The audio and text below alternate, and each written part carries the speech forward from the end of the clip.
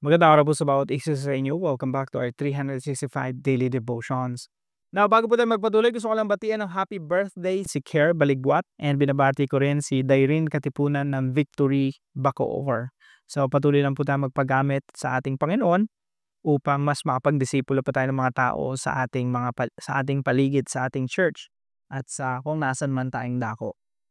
Now, ngayong week po, magkakaroon po tayo ng panibagong series at ito po ay may kinalaman sa Christmas. So, isang linggo po itong talakayan, no? Ito po ay Christmas week special natin.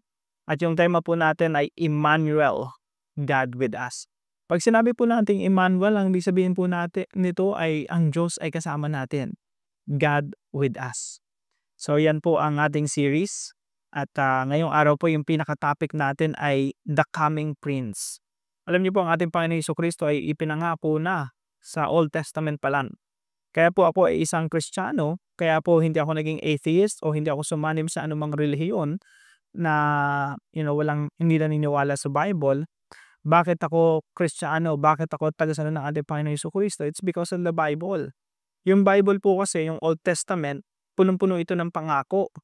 Before ipanganak ang Panginoon Jesucristo, pinangako na sa Old Testament.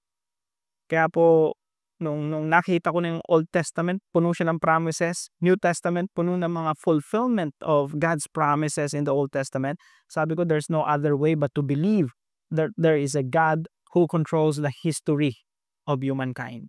So, the coming prince, ito po ay pinangako na sa Isaiah chapter 9, verse 6 and 7.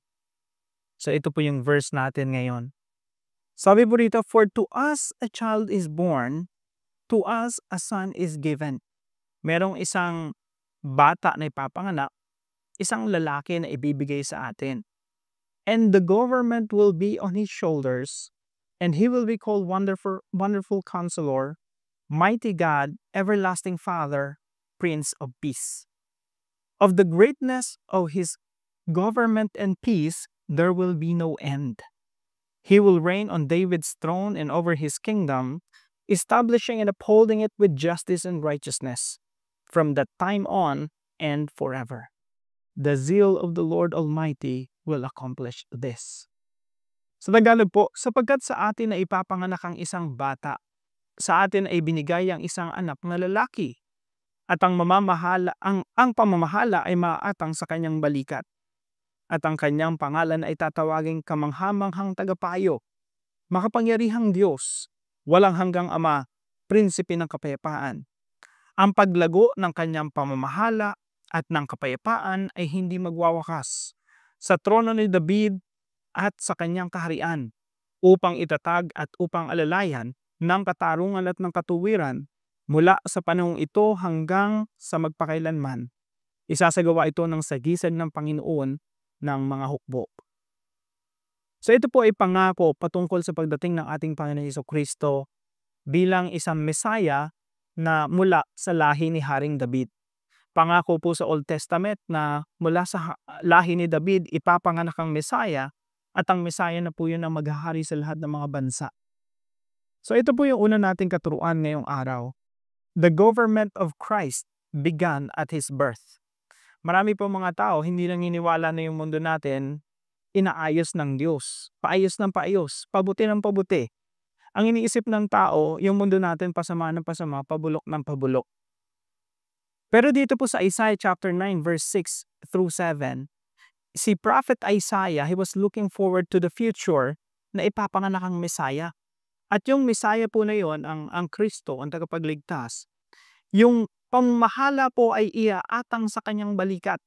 Sabi po rito, "For to us a child is born." Kailan po pinanganak ang ating Panginoon Jesucristo? 2,000 years ago. Several centuries before the birth of Jesus Christ, na ipangako na ito. So yung pagkapanganak ng Panginoon Jesucristo, ang sabi rito, "And the government will be on His shoulders." At ang pamamahala ay may aatang sa kanyang balikat. Ibig sabihin, nung pinanganak ang Panginoon Jesucristo, nagsimula na ang pamumuno, ang paghahari, ang pamamahala ng ating Panginoon Jesucristo.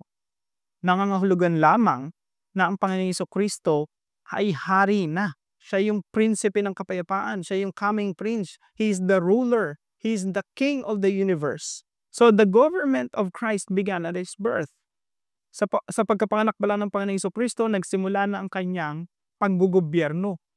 Now, kung isipin natin, ang daming nangyayaring kasamaan sa mundo, ang daming mga krimen, crimes against humanity, ang daming nangyayaring mga giyera, kaguluhan sa mundo.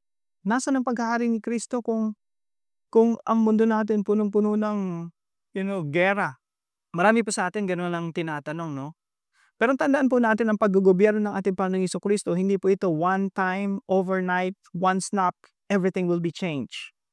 Ang paghahari po ng Panginoong Jesucristo ay nilalarawan sa Mateo 13.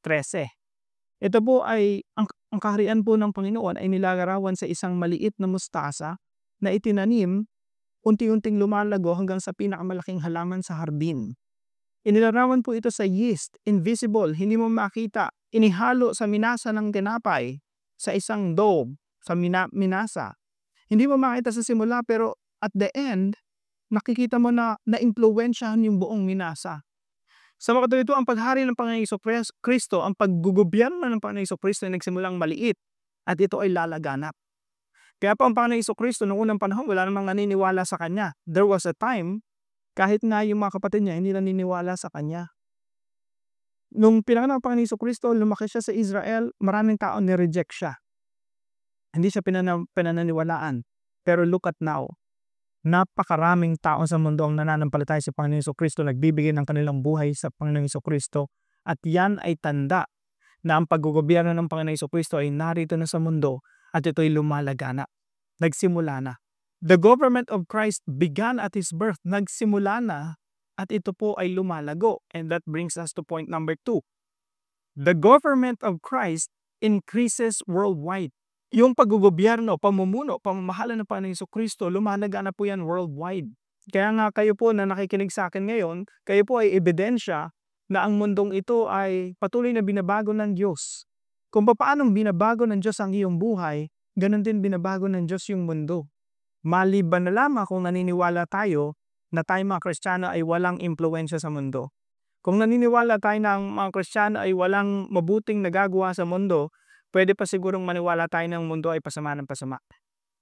Pero, dahil ang Panginoong Jesucristo ay nagsimula ng mamuno, maggobyerno at maraming tao nakakilala sa Kanya, maraming tao nagpapasakop sa Kanya at sa pamamagitan ng kapangyarihan ng Diyos, sinasakop niya yung mga bansa sa mundo, yan po ay katibayan na kumikilos ang Diyos sa mundong ito na may intensyon na baguhin talaga ang mundo.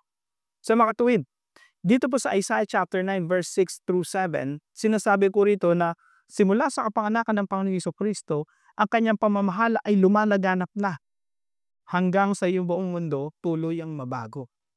Sabi po rito, and the government will be on His shoulders. Verse 7, of the greatness of His government and peace there will be no end. Yung greatness po dyan, sometimes of the increase of His government and peace. Minsan ang translation po, of the abundance of His government and peace.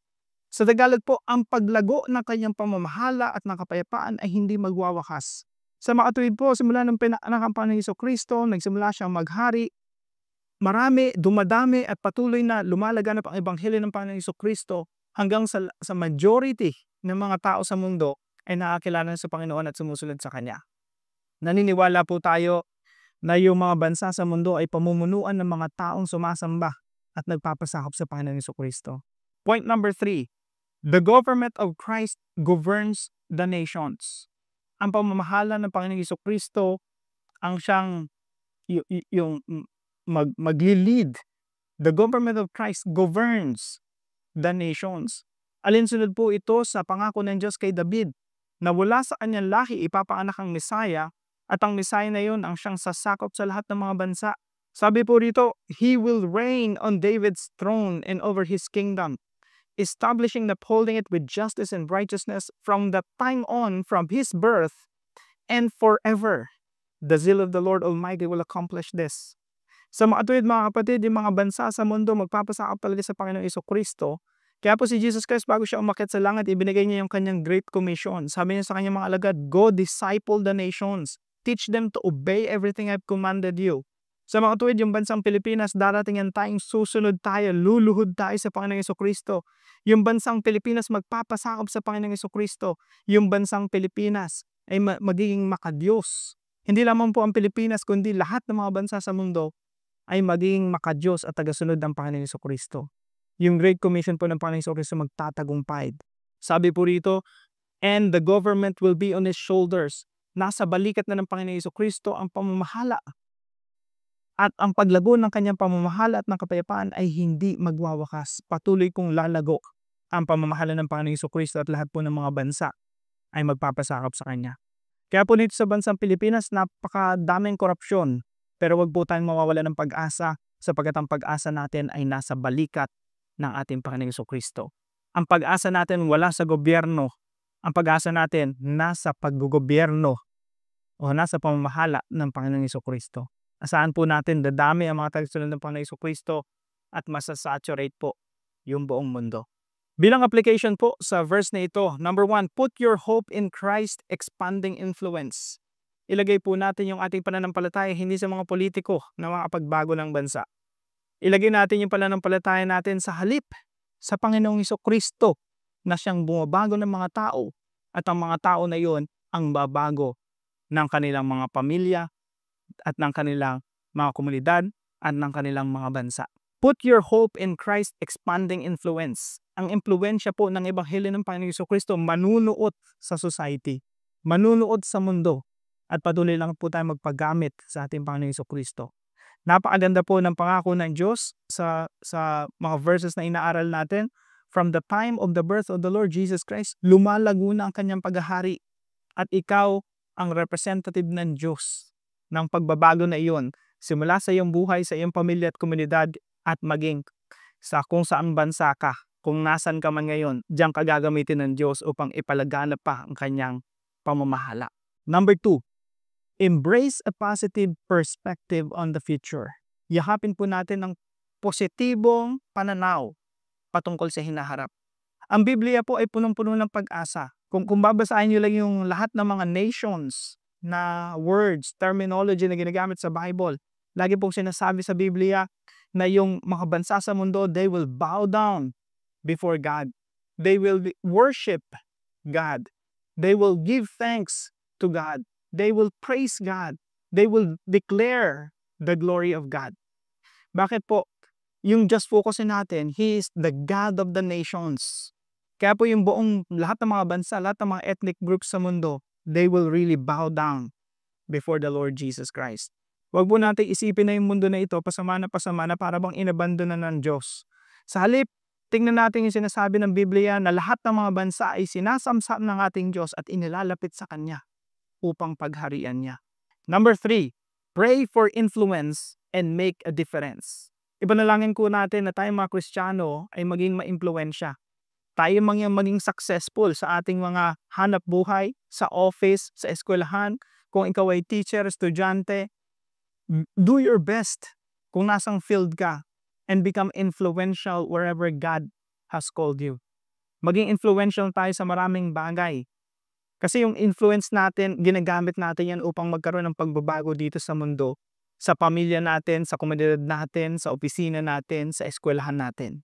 Pray for influence and make a difference. Tinawag po tayo ng Diyos para maging ma-impluwensya. Kaya po sinasabi ng Biblia, we are salt and light of the world. Imposibleng tawagin tayong salt and light kung wala tayong impluwensya. So pray for influence and make a difference. Dahil tayo po ay tagasunod ng Panginoong Jesucristo, tayo po ay representative ng Panginoong Jesucristo, ambassadors ng Panginoong Jesucristo, at yung pagbabago na ginagawa niya dito sa mundo, tayo po yung kinakasangkapan, tayo po yung instruments ng Diyos para gawin niya yung pagbabago dito sa mundo. Tayo po yung ginagamit ng Diyos. Now, para po sa ating discussion, how does the knowledge that Christ's government increases shape your perspective on the future?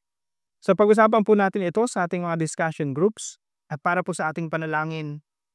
Heavenly Father, thank you for sending Jesus, whose government began at His birth and continues to grow. I am comforted to know that His rule extends over all the nations. Help me to put my hope in Christ's expanding influence. Even when I see corruptions around me, Teach me to embrace a positive view of the future, trusting in your plan for the world. Strengthen my resolve to stand against corruption and guide me as I pray for my country. Let my actions reflect my faith in your power and love. Reign in my heart, Lord, and through me, make a difference in the world. In Jesus' name, amen and amen. Maraming salamat po sa katuwang natin sa devotion natin na ito, si Brother Roval Palomera. Maraming salamat po sa inyo. Pagpalain po kayo ng ating Panginoon. Kung kayo po yung may natutunan sa devotion natin na ito, ipalam niyo lang po sa comment section right below this video. And please don't forget to share this devotion to your family and friends. Maraming salamat po sa inyo. Pagpalain po kayo ng ating Panginoon. See you po tomorrow, 5 a.m. dito sa ating daily devotion.